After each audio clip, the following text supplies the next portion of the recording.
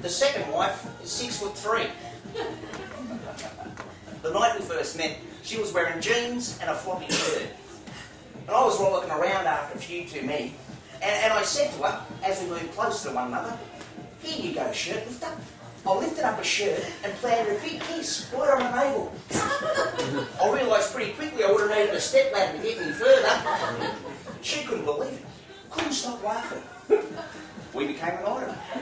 One of the tallest women in Sydney, dating Rocket Ronnie Sniffen. Ronnie, when you next go to Hong Kong to ride, I'm coming for the shopping. She announced, one deplorable muddy morning after track work. I told her that Hong Kong's unlikely, but Tassie's on the cards. Although I warned her how I always get into trouble down the Apple Isle. One time, I needed to go to the toilet, and a large school group had formed a line to use the public facilities. And while waiting in the line, a teacher came up to me and said, "Little boy, are you the grade 3s or the grade 4s? "Madam," I courteously replied, "I finished grade 3 a long time ago, and I need to have a piss because I'm riding in the 6th. I never have to worry about me weight much. I mean, I've had beer hangovers that'll keep a tall man in bed a week. I've eaten whole cheesecakes in one sitting for breakfast. I start the day with a strong black coffee and a cigar. Second wife keeps the coffee on the top shelf so as I don't have too many cups. 6'3". I know men who don't like the idea of looking up to a woman, but I've never had a choice. And besides, if I can't charm them in the height department, I can charm them elsewhere. After that first night of kissing the navel, her friends nicknamed me Shirt Lifter. "Who's the hot tip at Rose Hill tomorrow, Shirt Lifter?" "Have you ever pulled a horse, Shirt Lifter?" Even the commentators got a hold of it. "Oh, the Shirt Lifter's in a lot of trouble, 3B. Oh, the Shirt Lifter. The Shirt Lifter's bringing home the man with ease. Cancer heals and easy win." I started not even introducing myself as Rocket Ronnie. Just say, "Call me Shirt Lifter." They even mounted a little plaque for me at the local. Shirt Lifter's Corner.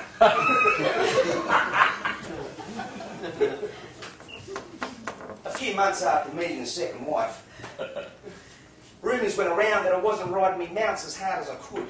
And I was getting a bit of moor under the table. A few fly-by-night visits to Brisbane for a couple of chicken feed races didn't help. And, well, was I getting any under the table? Cheesecake isn't getting any cheaper. And the new wife likes shopping at the expensive end of town. Anyway, there was an inquiry. I got rubbed out for 6 months. My reputation shot.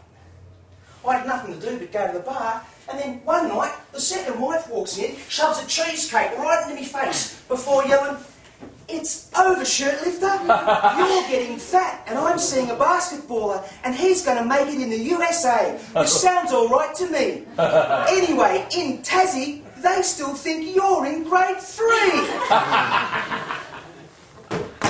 Talk about throwing a good story back at a broken man. But I kept my humour, and I quipped, "Yeah, but I bet he can't kiss your navel like I can. It'd do his neck in." She poured a beer on my head and left. Well, that's racing. It's a gamble. If she wanted security, she should have married a fireman. Anyway, during the rub-out, I began thinking seriously about Cheesecake. My own business.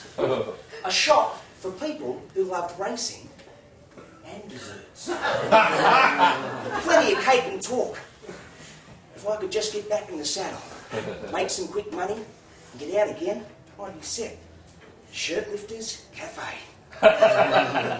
When the band lifted, I got straight on the phone. 2 hard years, I told myself, make a ride in the bloody country to begin with. Woi Woi, Wyong, Wagga Wagga, West Wyong, you name it. Rocket Ronnie Smith was up early, getting there in the name of getting out.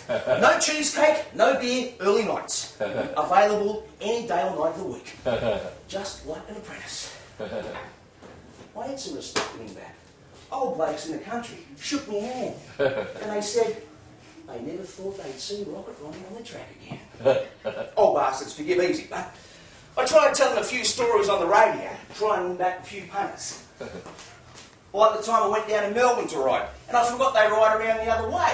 So the horse missed the race because I couldn't find the barrier in time. Well, I always keep a collection of whips under my bed, in case the first wife comes around for your money. Get out. Good on you, Ronnie, they started saying. Good to have you back. Then the winter started coming in. Some trainers without horses started calling. Rides in the city with half a chance. I could feel my luck changing. I even sat in saunas to lose more weight. Then the second wife called and said it didn't work out with the basketballer and would I consider a trial reunion. I said, yeah, and bring the bloody furniture. The night she came back to the house, we danced to Lady in Red.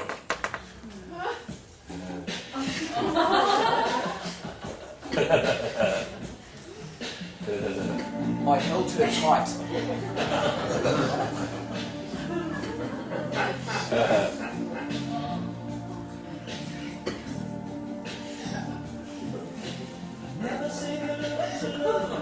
Guess my navel like you used to, shouldn't you?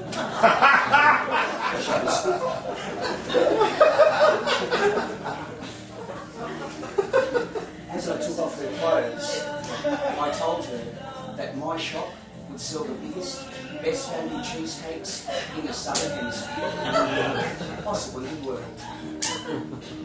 I want to try for little Ronnie will wonder, she whispered even more softly. Well, the shirt lifter began trying harder than a Melbourne Cup that night. My head was a whirl of possibilities. Big winners, big cheesecakes, medium-sized kids.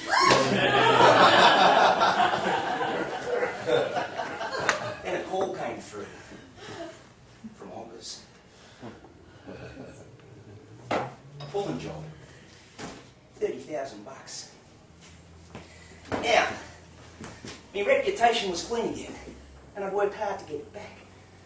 But Jesus, 30 grand, that's a lot of bloody winners out of Dubbo. It was get out quick money.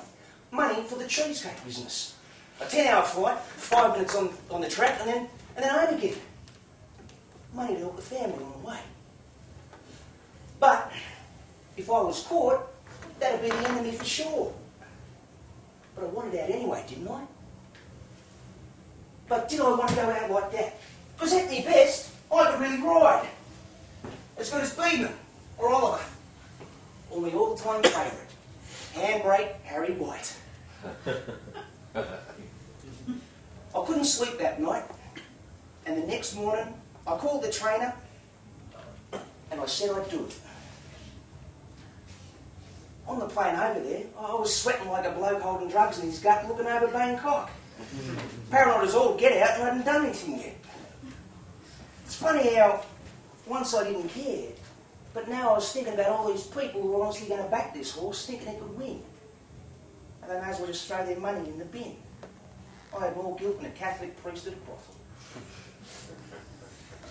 At the airport, the connections were waiting for me. I deliberately went slow through customs. And then in my mind I said, this is no way to go out. Well, they went berserk when I said I wouldn't do it. The trainer had to be held back by airport security. I ran to the Qantas counter and I said, first flight back to Sydney. I called Jack Musgrave, told him I'd be right for the gong on Tuesday. 30 grand gone bare.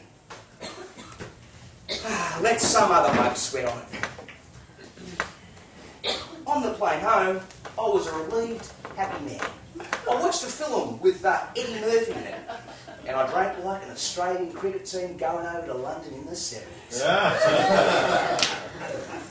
And when the evening meal came around, I noticed the dessert was a little piece of cheesecake.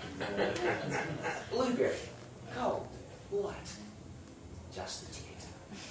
round a couple more beers down the back of the throat, and I took that little piece of cheesecake, swallowed the whole lot in one go. Bloody beautiful. Then I said to myself, another hard year of riding shirtlifter. Honest riding, honest money. Go out on a high where the public will give you a clap. And then start the business. The biggest, best value cheesecakes in the Southern Hemisphere. That's we the world. And then I fell asleep. And I woke to it pissing down in Sydney. It's going to be a dead track and the gong, I thought to myself, as I gave the air hostesses a goodbye wink.